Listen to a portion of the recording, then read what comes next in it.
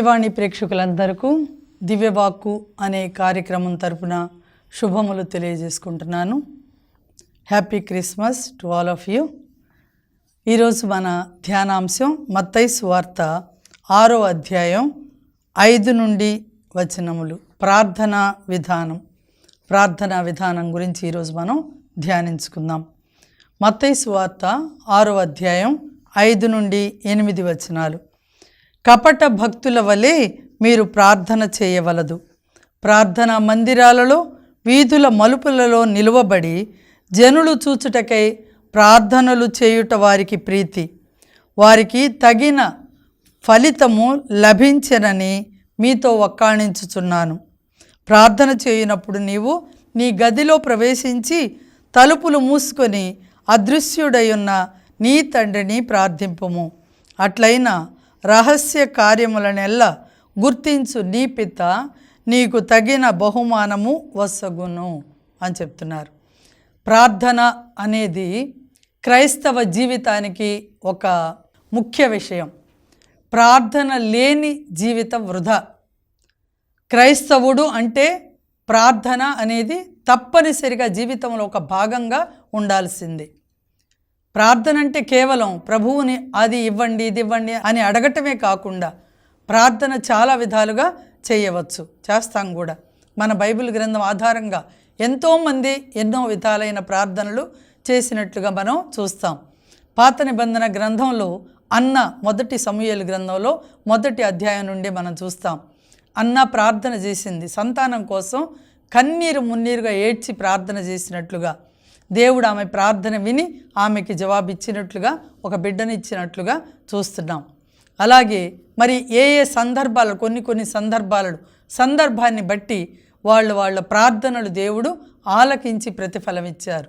మొదటి రాజుల గ్రంథంలో 7, 8 అధ్యాయాలు చూస్తే అక్కడ కూడా సొలొమోను దేవాలయాన్ని నిర్మించిన తర్వాత ఎంత చక్కటి ప్రార్థన, 7, 8 అంశాలను తీసుకొని ఈ దేవాలయం వైపు చూసి నీ బిడ్డలు గనక మరి వాళ్ళ అవసరతలను బట్టి ప్రార్థన చేసినప్పుడు వారి అవసరతలను కూడా అక్కడ విన్నవించి ప్రార్థన ఎలా చేస్తారో కూడా చెప్పడం జరిగింది. సొలొమోను రాజు చెప్పాడు 7వ అధ్యాయం 8వ అధ్యాయంలో. అలా చేసిన ప్రార్థనలకి మీరు తప్పకుండా జవాబు ఇవ్వండి ప్రభువా అని ప్రార్థన చేశాడు. తన ప్రజలు ఆ దేవాలయంలోకి వెళ్ళి లేదా ఆ దేవాలయం తట్టు తిరిగి ప్రార్థన చేసినప్పుడు తప్పకుండా వారి ప్రార్థనలకి జవాబు ఇవ్వమని సొలొమోను రాజు ముందుగానే ప్రార్థన చేశాడు. మనము కూడా అలాంటి ప్రార్థనలు చేయాలి. కేవలం మనకి ఇది కావాలి అది కావాలి, కావలసిన విషయాలు, సమస్యలు, ఇబ్బందులు, రోగాలు, బాధలు ఇవే కాకుండా ప్రభువుని ఎప్పుడు కూడా స్తుతి ప్రార్థన, మొదటిగా స్తుతి ప్రార్థన చేయాలి, స్తుతించాలి, ఆయనని ఆరాధించాలి. తర్వాత కృతజ్ఞతలు తెలియజేయాలి, కృతజ్ఞతా ప్రార్థన. తర్వాత పశ్చాత్తాప ప్రార్థన. మన అనుదిన నిత్య జీవితంలో దివ్య పూజా బలిలో ప్రతిసారి మనం పాల్గొంటూ ఉంటాం కదా. దివ్య పూజా బలిలో ఈ క్రమం తప్పనిసరిగా అనుసరిస్తూ ఉంటారు.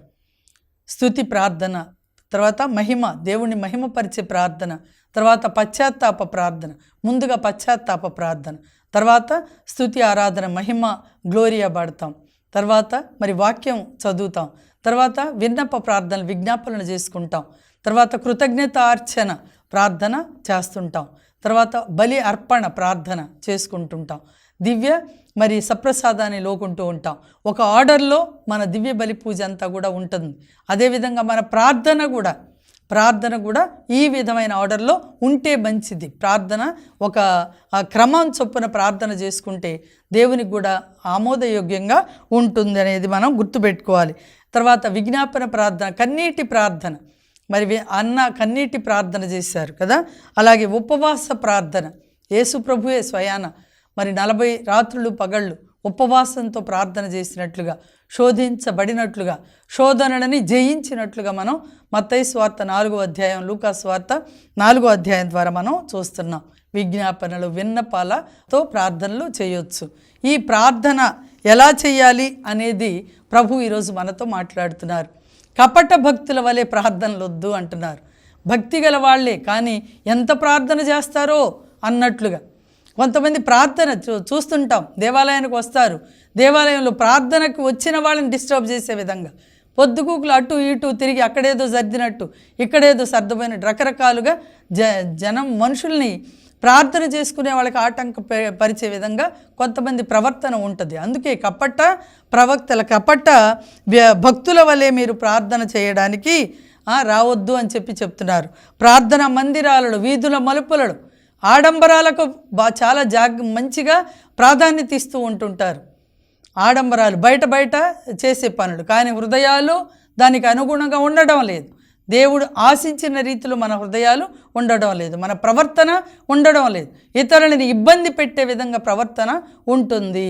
ఇది దేవునికి ఇష్టమా కాదా ఈరోజు మనం పరిశీలించుకోవాలి. వీధుల మలుపులలో నిలబడి జనులు చూచుటకై ప్రార్థనలు సలుపుట వారికి ప్రీతి.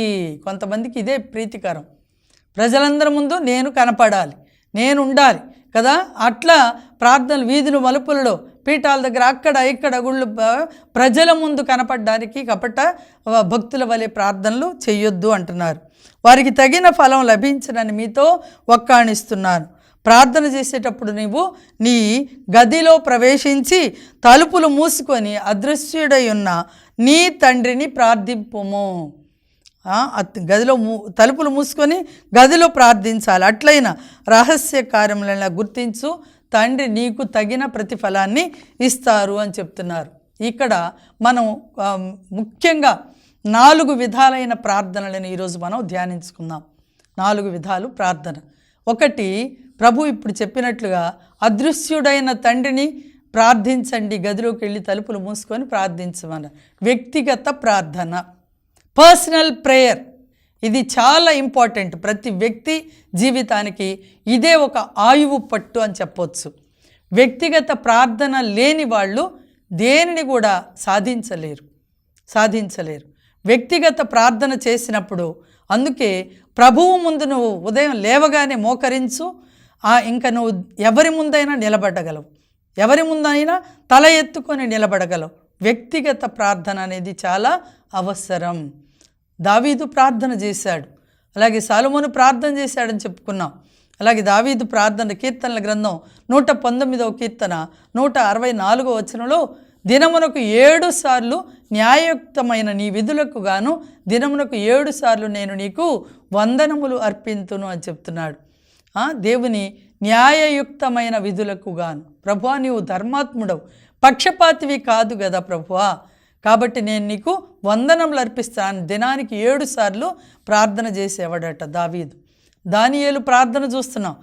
దానియేలు గ్రంథం 6వ అధ్యాయంలో 10వ వచనంలో యెరూషలేము వైపు తన గది కిటికీ తలుపులు తెరుచుకొని దేవాలయం వైపు తిరిగి ప్రార్థన చేసేవాడు. దినానికి 3 సార్లు, రోజుకి 3 ప్రార్థన చేసేవాడట. ఎన్నిసార్లు ప్రార్థన చేస్తున్నాం? వ్యక్తిగత ప్రార్థన అనేది మన జీవితంలో ఉన్నదా పరిశీలించుకోవాలి. అందుకే సొలొమోను జ్ఞాన గ్రంథంలో 16వ అధ్యాయం 26, 27 వచనాలలో చూస్తే అక్కడ మరి వ్యక్తిగత ప్రార్థన ఎంత అవసరమో, ఎలా చెయ్యాలి అనే విషయాన్ని గురించి ఇక్కడ చెప్తున్నారు. సొలొమోను జ్ఞాన గ్రంథం 16వ అధ్యాయం 26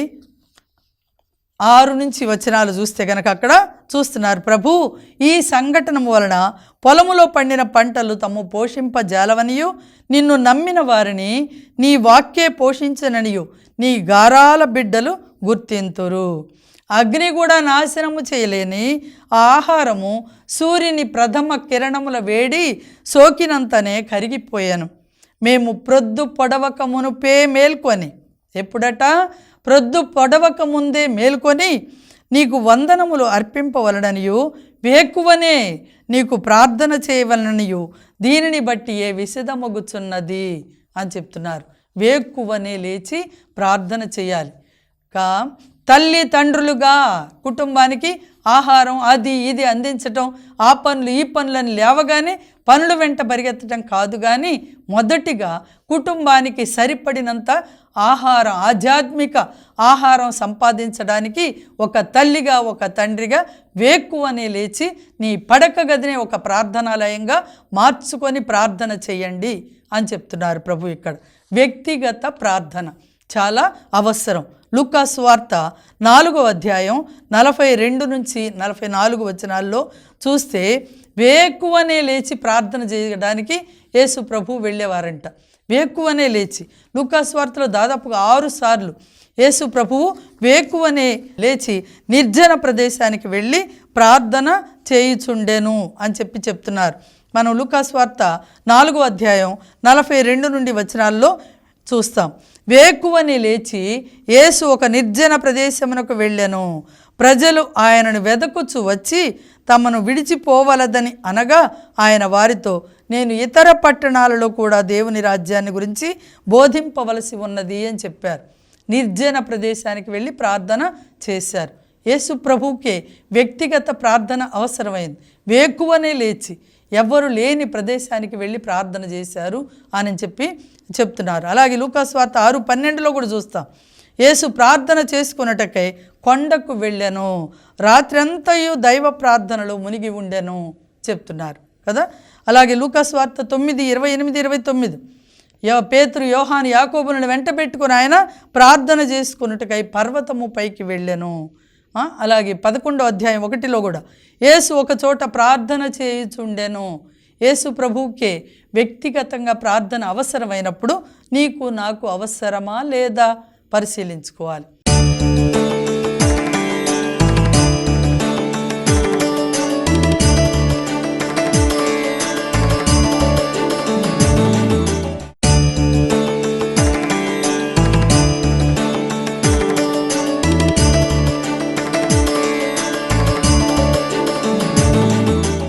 ఎన్నో కుటుంబాలలో ప్రార్థన లేకపోవడం మూలాన కుటుంబాలు విచ్ఛిన్నమైపోతూ ఉన్నాయి.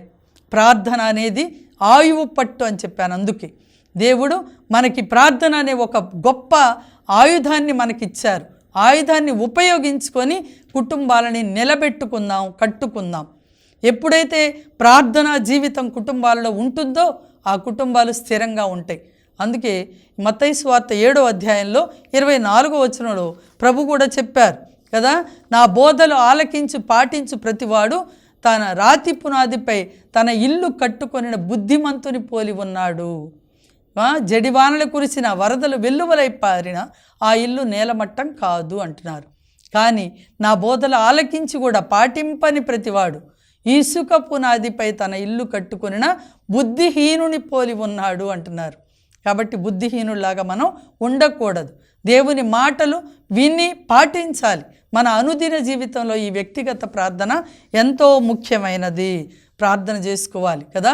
మరి అగుస్తీను గారి తల్లి మునికమ్మ ప్రార్థన ఎంత ప్రార్థన చేశారు కదా. జీవితకాలం భర్త కోసం, బిడ్డ కోసం చేసిన ప్రార్థన వాళ్ళని చూడండి. అగుస్తీను గారు అందుకే అంటారు, నా తల్లి కన్నీటి ప్రవాహంలో నేను కొట్టుకొని వచ్చి యేసు ప్రభు పాదాల దగ్గర పడిపోయాను అన్నారు.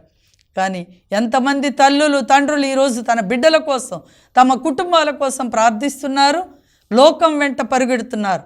లోక సుఖ భోగాలకై అశాశ్వతమైన దానికోసం పరిగెత్తుతున్నారు. శాశ్వతమైన నిత్య జీవమునసగే దేవుని రాజ్యం కోసం, దేవుని కోసం మనం పరిగెత్తాలి అని మరి యోహాను సువార్త 6:26లో కూడా ప్రభు చెప్తున్నారు. కాబట్టి వ్యక్తిగత ప్రార్థన చాలా ముఖ్యమైనది. ప్రార్థనా విధానం అది గదిలోకి వెళ్ళి తలుపులు మూసుకొని ప్రార్థన చేయమని చెప్పారు. రెండవదిగా సంఘ ప్రార్థన. మనం సంఘంగా కూడుకొని ప్రార్థన చేస్తాం. మనం ఆ తిరుసభ కట్టడిలో మొట్టమొదటిది ఆదివారములలో, అప్పు పండగల్లో శరీర కష్టమైన పనులు చేయక నిండు పూజ కనుదువుగాక చూసుదుగాక అని చెప్పారు కదా. కాబట్టి కనీసం వారంలో ఒక్కరోజు ఆదివారమైన దేవుడు విశ్రాంతి దినంగా నిర్ణయించిన రోజు, తప్పనిసరిగా అప్పు పండగగా నిర్ణయించిన రోజు తప్పనిసరిగా పూజా బలికి వెళ్ళి పాల్గొనాలి. సంఘంగా కూడి ప్రార్థన చేయాలి. యేసు ప్రభు కూడా అలవాటు చొప్పున ప్రార్థనా మందిరానికి వెళ్ళారు. ఆయన చదువుటకు లేవగా ఆయనకి పరిశుద్ధ గ్రంథం ఇచ్చినప్పుడు యెషయా ప్రవక్త గ్రంథాన్ని నుంచి తీసి చదివారు అని చెప్పి మనం లూకా సువార్త 4వ అధ్యాయం 18 నుండి వచనాల్లో మనం చూస్తాం. ప్రభు ఆత్మ నాపై ఉన్నది, పేదలకు సువార్త బోధించడానికి, చెరలో ఉన్న వారికి విడుదల, గుడ్డి వారికి చూపును, మరి పీడితులకు విమోచన దయచేయడానికి, ప్రభుహిత సంవత్సరం ప్రకటించడానికి ఆయన నన్ను అభిషేకించనని యెషయా గ్రంథం నుంచి చదివినట్లుగా మనం లూకాసు వార్తలో వింటున్నాం.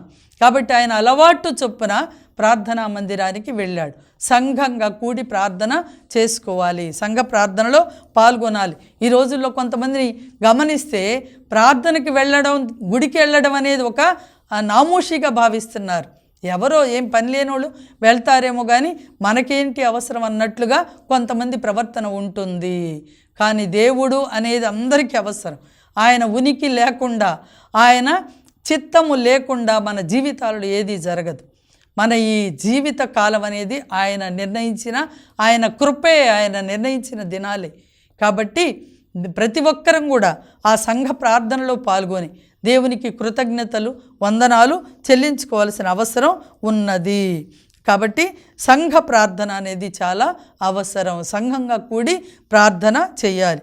మూడవదిగా సహవాస ప్రార్థన, సహవాసంగా ప్రార్థన చేయాలి. అపోస్తుల కార్యాలు 2వ అధ్యాయం 42వ వచనంలో చూస్తే, విశ్వసించిన వారందరూ ప్రతి దినము కూడా మరి వాళ్ళ ఇళ్లల్లో ఇళ్లలోనే కలుసుకుంటూ వాళ్ళందరూ కూడా ఎడతెగక ప్రార్థన చేసేవాళ్ళంట. ఎలా అంట? ఎడతెగక అపోస్తుల బోధయందును, సహవాసమందును, రొట్టె విరుచుట యందును, ప్రార్థించుట యందును ఎడతెగక ఉండిరి అని చెప్పబడింది. అంతేకాదు, అపోస్తుల కార్యాలు 12వ అధ్యాయంలో 12 నుండి వచనాల్లో చూస్తే మనకు అక్కడ మార్కు అను మారు పేరు గల యోహాను తల్లియగు మరియమ్మ వాళ్ళ ఇంటిలో జాగరణ ప్రార్థన జరుగుతుందట.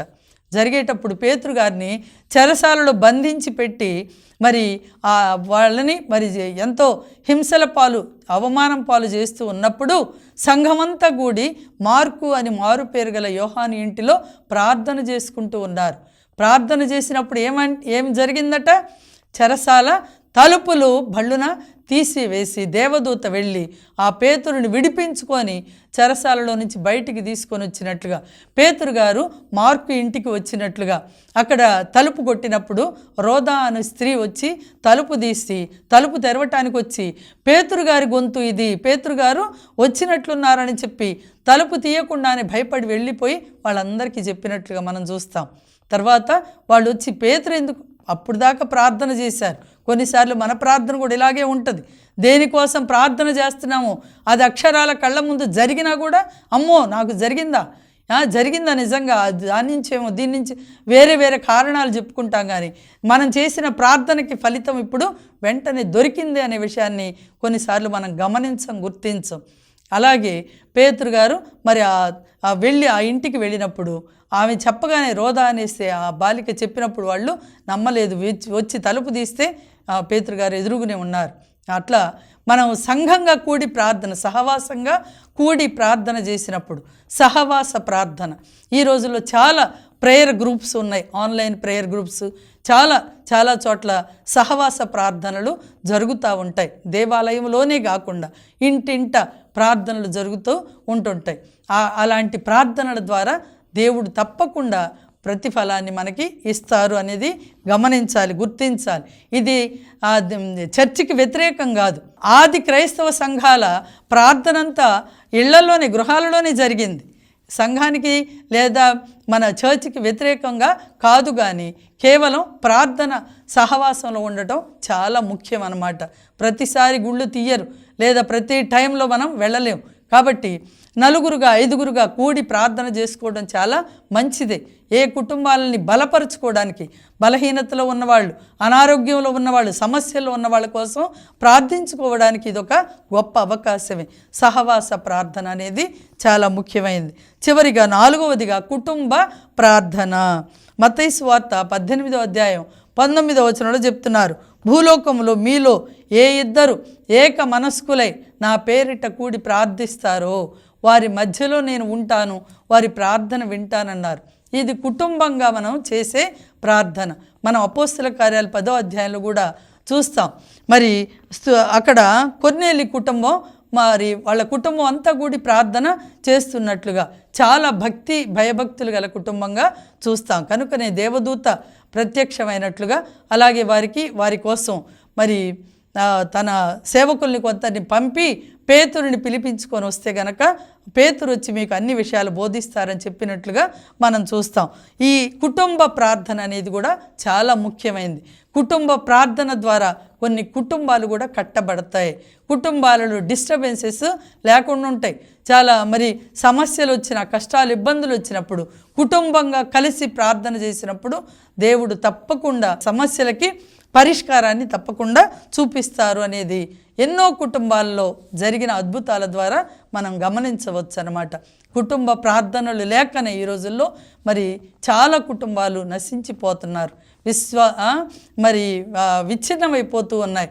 కేరళ ప్రాంతంలో చూస్తే అందరూ క్యాథలిక్ కుటుంబాలు, అన్ని కుటుంబాలలో కూడా ముందుగా కుటుంబ ప్రార్థన చేసిన తర్వాతే పిల్లలకు భోజనం పెడతారు అని చెప్పి ఎంతోమంది ఫాదర్స్, సిస్టర్స్ మనకి సాక్ష్యాలుగా చెప్తూ ఉంటుంటారు. కాబట్టి మన కుటుంబాలలో ఆ కుటుంబ ప్రార్థన ద్వారా దేవుని ఆశీర్వాదాలు, దీవెనలు పొందుకోవడానికి ప్రయత్నం చేద్దాం. ప్రార్థన అనేది మన అనుదిన జీవితంలో ఒక భాగం అయిపోవాలి.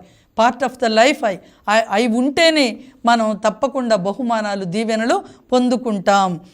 బయటికి కనపడే కపట వేషధారులలాగా కాకుండా మన ప్రార్థనలు ఎప్పుడు కూడా మన హృదయం దేవునికి మరి సమర్పితంగా, అంకిత భావంతో, ఆయనకి ఇష్టమైన రీతిలో మన హృదయాలని ఆయనకి సమర్పించుకొని ప్రార్థన చేసినప్పుడు ప్రభువు తప్పకుండా కుటుంబాలను వ్యక్తిగతంగా, సంఘాలుగా, సహవాస ప్రార్థనల ద్వారా మనందరికీ కూడా ఆయన ఆశీర్వాదాలు, దీవెనలు ఇస్తారు. ప్రభు ఈ వాక్య సందేశమును మనందరి హృదయాలలో నూరంతలుగా ఫలింపజేయుదురుగాక.